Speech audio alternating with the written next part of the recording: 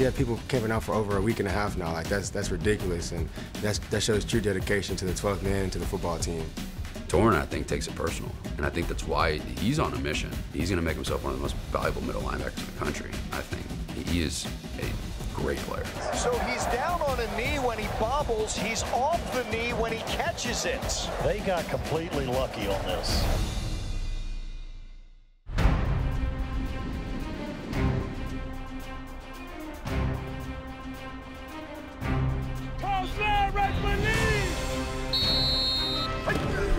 Good, that's it, Nick. Hey, G.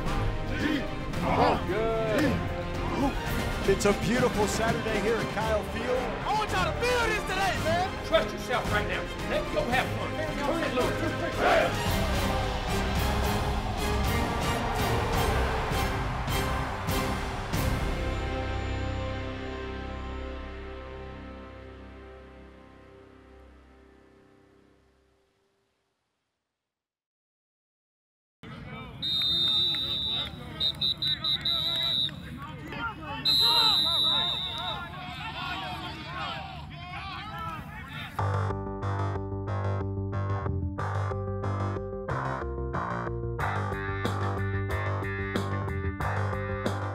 The Alabama defeat the previous Saturday dampened the Aggies' SEC title hopes, but this team is already looking to the upcoming Tennessee game on the horizon. For Walter Nolan, it's a return to familiar territory. His hometown is just up the road from Knoxville. Really, my parents said I always kept a football in my hand when I was younger. And I really feel like the first chance I got to play football, I went out there and I went against somebody that was like 3 or 4 years older than me. It was the old Oklahoma drills. I was like 6 years old. And I think he was like 10. He was a pretty big kid too. It was pretty rough. I ended up crying that day, but I came back the next day. Ever since then, it's been great. They ended up making me love the game. With his passion fueling him, it's usually now Walter doling out the punishment. But it's his improvement that's become noticeable. He's physical, quick, fast, strong. He has all the intangibles to be able to be a first-round pick. Like, that dude has everything. You know, he has size, he has speed, he has power. Like, he has it all. Getting more consistent and listen, always had the flash plays, always saw the ability, could run, change direction, but what he's learning to become now is a much tougher player. And what I mean is the dirty work that goes inside with the defensive lineman. You know, you got to take on the double teams, is learning how to do that. He's explosive and learning how just to be that consistent player. When he's got tremendous ability. Now when you put that great consistency with it, you're getting one heck of a football player. Walt is like, he's a very high motor guy. He plays violent, fast, and he runs to the ball, so he's doing better of taking that energy and putting it into the team, and you can tell just he's maturing a lot. The first thing I think of him is just game changer. You know, he's in the game, he plays very passionate, and you can see it in his play. He just attacks the ball, he believes he's unblockable, and I believe that's how you should feel when you're, especially when you like one of those guys, you should feel like that. His recruiting process ended when he committed to the Aggies on Kyle Field prior to the 2021 Auburn game. He was a highly sought-after prospect, meaning upon arrival, he stepped right into the spotlight. Absolutely, they arrive with too much attention, I think. I think it's unfair because they have so many expectations. A lot of those expectations come from whether it's from home or from social media, or just friends, whoever it may be, just fans. But I think it makes those guys think that everything's supposed to happen right away. And it puts them in a microwave mindset instead of like when your grandma get ready to cook that Sunday dinner, she usually starts on Saturday, let everything marinate. I think those guys just have to understand, just ignore the noise and trust the process. And he's likely dined on some good Southern fare growing up in Tennessee. Rocky Top just might feel like home sweet home to him come Saturday. You always want to play good in front of your home folks. You know what I'm saying? And I think, like when you go home, listen, no matter how the rest of the world thinks about you, you want your hometown, your home people to feel good about you. You know what I'm saying? So you play good, represent them good, and when you go back up there, you always want to play good. So I'm sure there is some incentive. To go back home, again, there's the expectation thing again. So the biggest thing for him is just, it's another game. go play. After a few snaps, hopefully the emotions come out of it, and he's just locked in and doing his job. The Pulse, Texas A&M football, is presented by 44 Farms, the official beef of Texas A&M athletics, and ABC Home and Commercial Services, official pest control partner of Texas A&M athletics.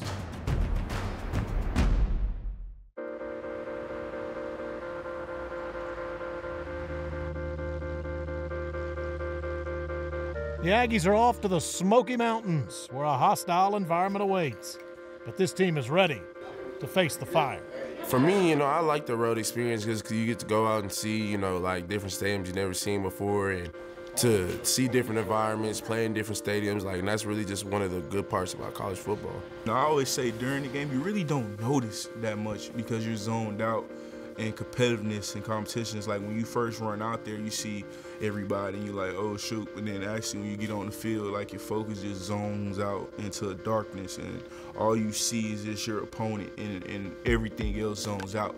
It helps if the feel of home can accompany you, and it's why this team is appreciative of those that will make the trip. And that's the first thing I do when I walk in the stadium. I want to see, okay, where's our fan station? Where's my family gonna sit? And I found them, boom, and we hear them. Like every time we score a touchdown, we see them, we hear them, and we still appreciate them. I'm very thankful for the fans that come, that travel, because I know, unlike us, we fly for free, but I know they have to pay for their flight. So for them to want to spend that money and buy tickets in another stadium to come watch us play, it touch home for me. We feel their presence, like coming out the tunnel, we see them. So like they usually where we coming out.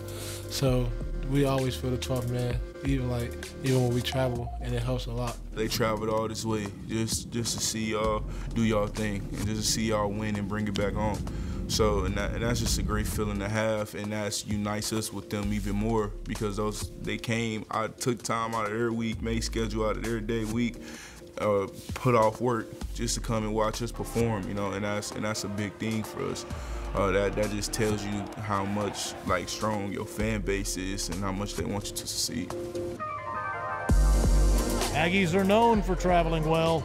This weekend, the 12th Man Foundation and the Aggie Band are helping the faithful back that claim. Get the hell out of Tennessee. When we have meetings with the SEC ticket managers, we talk about travel, and our numbers are generally better than most schools, and they know that when we come in, we're going to bring a lot of people. We do an awesome job of taking that spirit on the road, whether that be 12th Man Foundation donors and or Aggie fans alike.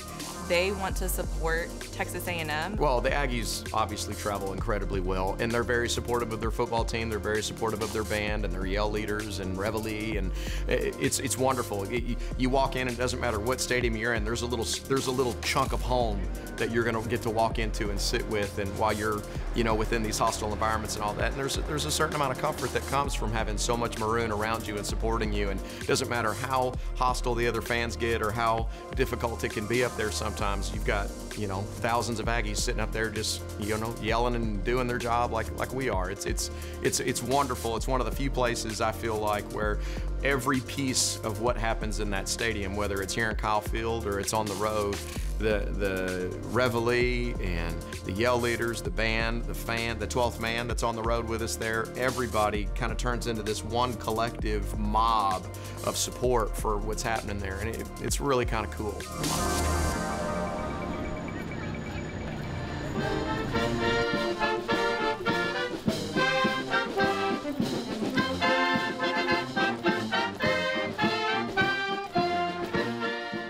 See this part of the country, so we flew there first, spent one night there, and then drove in from Charlotte through the Smoky Mountains. We're excited to be here.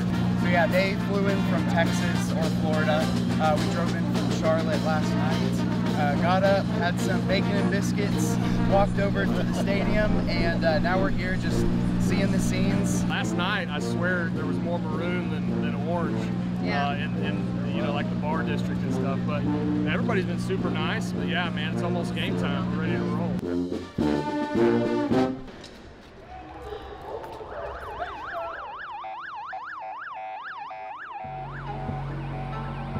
Nothing will come easy at Tennessee. It never does in the SEC. This team will need each other if they're going to scale Rocky Top. The only way one step at a time.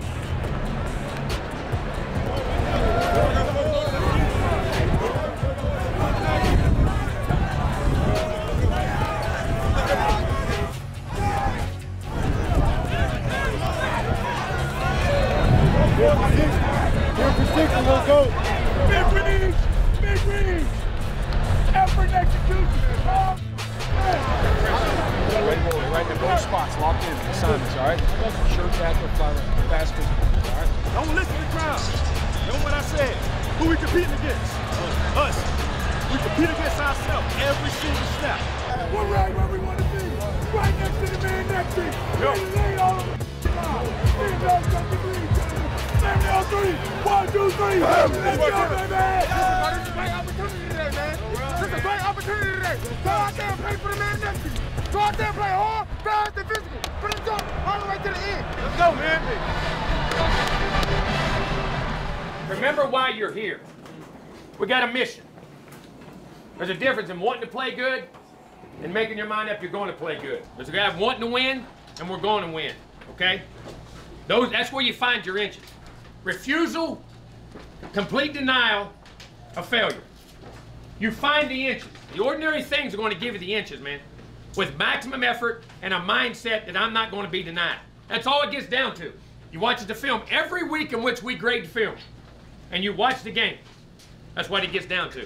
We got to control the line of scrimmage. Get your call. Deal with the what? The noise. Because out there, what we always talk about, we got to start fast, communicate well, keep your foot on the gas, and don't let up. Lay it all on the line. Lay it all on the line for everything you got right here. There's a hell of a football team in here, man. I keep saying that. And you're right there. Don't be scared to take that step. Don't be scared to commit yourself 100% into what's going on. We ain't worried about winning or losing. You're worried about doing your job at the maximum. That's going to control winning and losing. Let's go be what we can be. Continue to do what we got to do and play it one play at a time and play our asses off, all right? Come on. From the first play, you got to start fast, finish strong. Somebody call it. Hey, dominate on 3. 1, 2, 3. Dominate! It's two tradition-rich programs that don't get together all that often. And now that they have, a gorgeous fall afternoon in Knoxville has greeted them. But it's time to lock in, because this will be anything but a beauty contest. The right foot of Randy Bond to kick to D. Williams, who stands along the goal line to our rights. Foot to ball by Randy. We're underway. Here's a swing out to the right side, a receiver screen. Chappelle on that tackle, and then coming over is Edgerrin Cooper to run up the middle. Oh, and hit right at the line of scrimmage, and back is Shamar Turner. 32-yard kick. The Aggies will take over at the 20-yard line. Johnson going left side, and Max Wright gets tripped. Incomplete and a flag. I'll let him get their booze out of him. They give to Le'Veon on the left side. He's got the first down, spins out of a tackle, across midfield, 45-40, before he is shouldered out of bounds. Max from the pocket. He's going to throw. He's looking for Noah Thomas. He's got him at the 6-yard line. Roll to the right by Max Johnson. Rolls back to his left, Max Johnson. He's at the 10-yard line, puts his head down, dives for the pylon. Touchdown, Max Johnson. He rolls to his right, came back to his left, and with volunteers chasing him, dive for that pylon on the left side. And the fighting Texas Aggies get the first touchdown of this game. Jalen right up the middle, and he is met by Edgerrin Cooper, who came into this game leading this Aggie team in tackles. On this 4th and 2 from the Aggie 18, Milton rolls to his right, chased by Diggs, throws, and it's knocked incomplete. Aggies turn them over on downs. We're here for 60. We're here for 60. After a 3-and-out, Tennessee takes it, moves it, and scores it. The game is tied 7-7.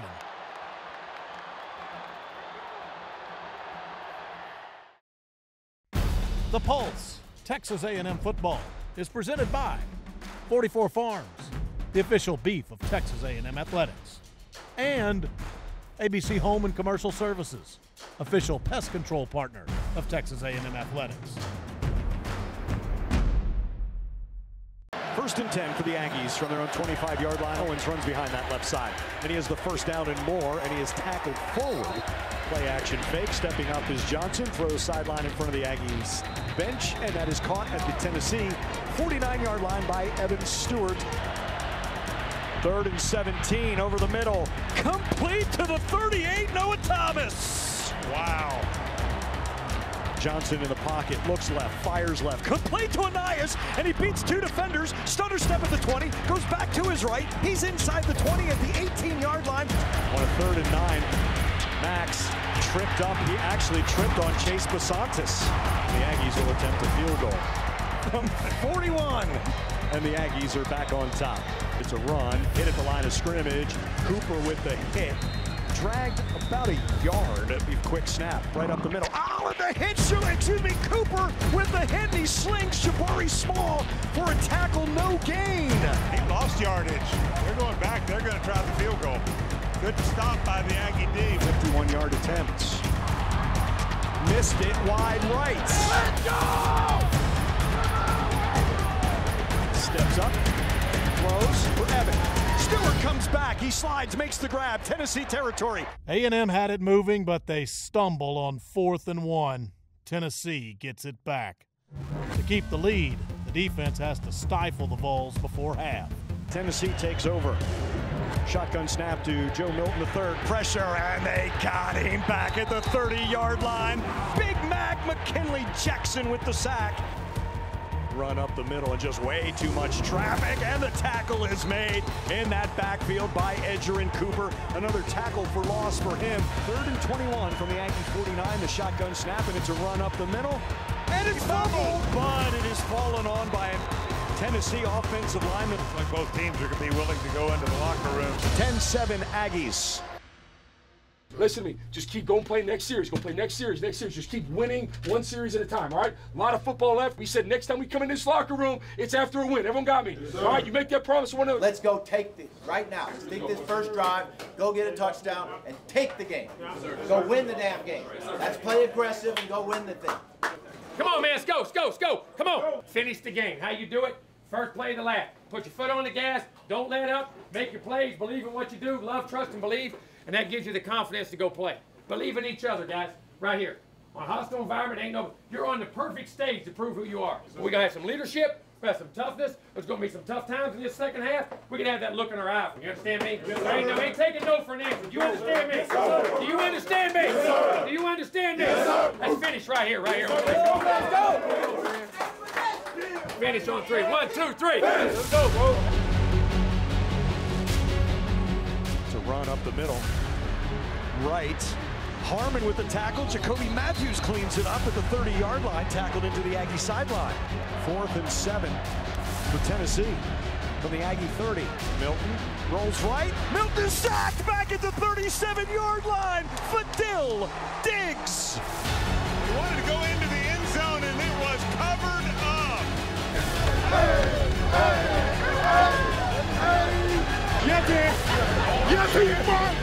It's around the right side in front of the Aggie sideline and up ahead.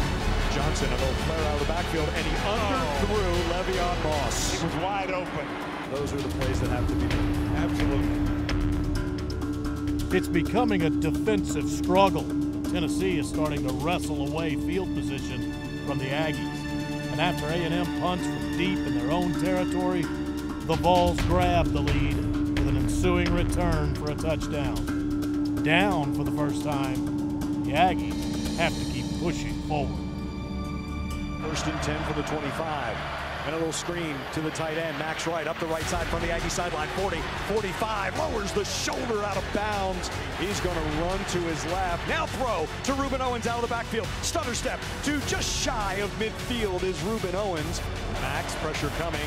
Pump fake, right side. Hand jousting. Caught Noah Thomas at the 21-yard line. He has made 3 catches, and they've all been spectacular. Randy Bond cuts the Tennessee lead to 1. Come on. Right here. Milton cuts back to his left at the 25. Inside the 20, he puts down his right shoulder. Gets to the 17-yard line. Run up the middle by Small. Stutter step. Jukes right. Cuts back left. Tackled. Torian York. Milton looks left. Throws over the middle. Intercepted in the end zone to Berry. And he runs it out. He's at the 10 and undercut at the 15. To Berry's second pick of the year. It's in the end zone, and the Aggies have the ball. Couldn't come at a better time.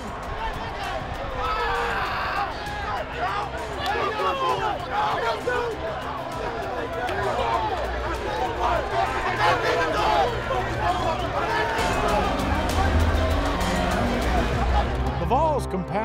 mistake by adding a few more, and the offense works into field goal range.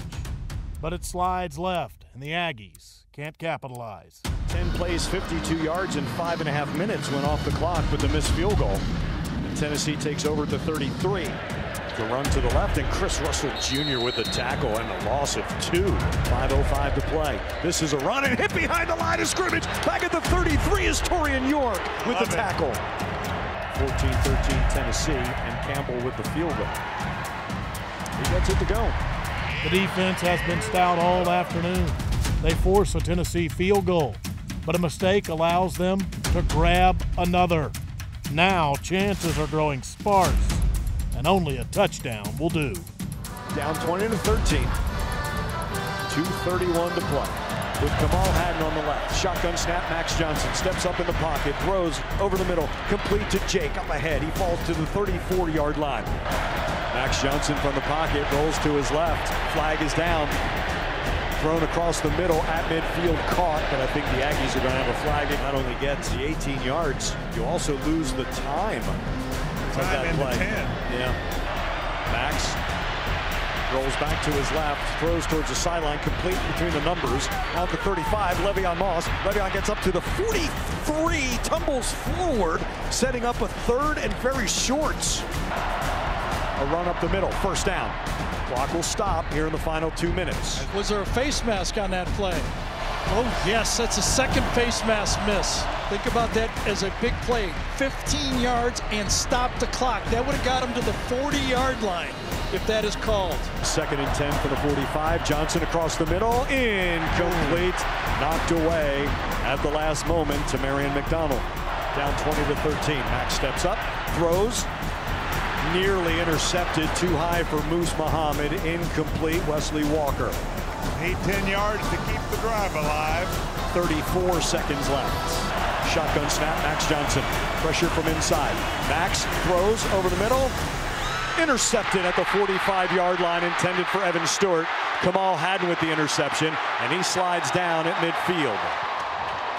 Victory formation for the Volunteers. Tennessee 20, Texas A&M 13.